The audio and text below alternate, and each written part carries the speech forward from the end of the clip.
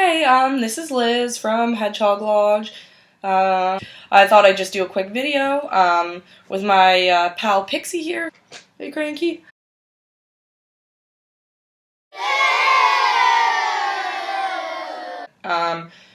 Your hedgehog could get its toe caught and the toenail ripped off, or the toe ripped off, and you may be thinking, well, my hedgehog's used this wheel for blank amount of times, or whatever, this many months, or this many.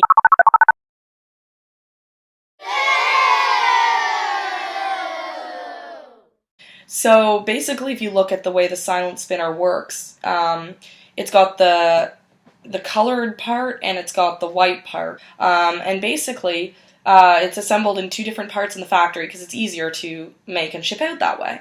Hedgehogs are kind of weird because they're really heavy, but they have tiny feet. Mainly, they're not rodents. They're not a part of the rodent family. So they have a different body structure, and with all that weight on the tiny feet like that, it's actually really easy for their toe to get jammed in there and then. Now, let's say you're a little strapped for cash. You can actually modify the silent spinner to make it a little more safe.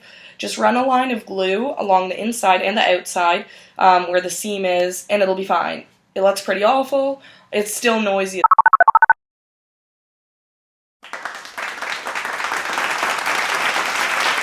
They're fine from a safe point of view.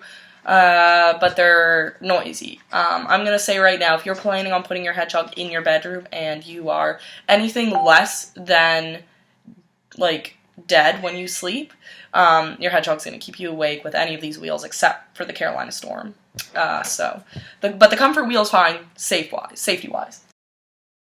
Here's the flying saucer. I cut out the video of me because, Pixie pooped, so yeah. Anyways, the silent spinner is usually my second choice, and I usually have a couple lying around. They're great for baby hedgehogs to sort of train them how to use the bigger wheel.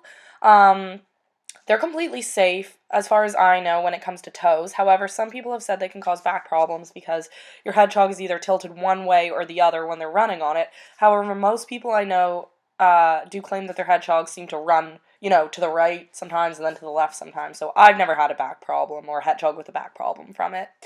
I have heard that it tends to fling poo. However, I usually find that the poo goes toward the middle, and I've never had that happen. They are noisy. It says silent by design. It's not, but they're really easy to clean because you can just take the whole frisbee part off and soak it. They do tend to take up a lot of, like, floor space, though, because you have to put a litter box somewhere else because you can't put a litter box underneath them unless you have a huge litter box that they sit directly in, which I have done.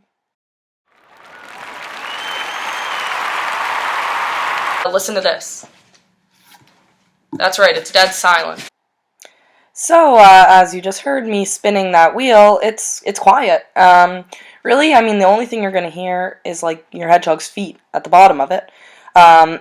So they're really nice because they've got this ball bearing here, and that's what keeps it so quiet. And right here, what I'm doing is removing the wheel. You can actually cut it right there if you need to make it just a little bit shorter.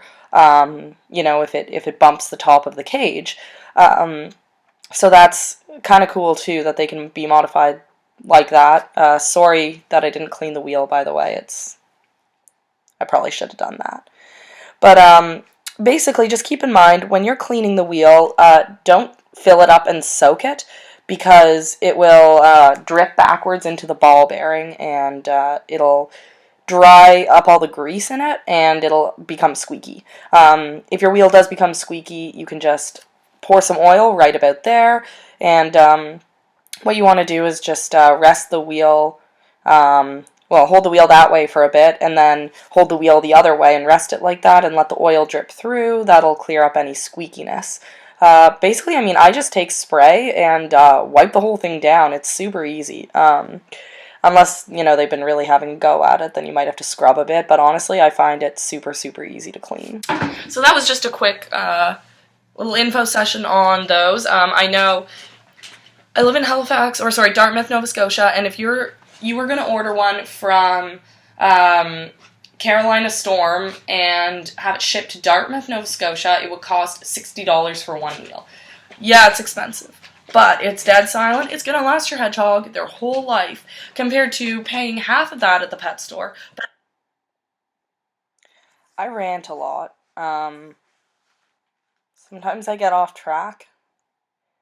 I mean, I like to keep my videos pretty short, because I know if I go on YouTube and see like a 10-minute long video, I don't want to watch it. I mean, look at me, what am I talking about? Haha, look at Pixie. That was kind of cute. Let's see what I'm talking about.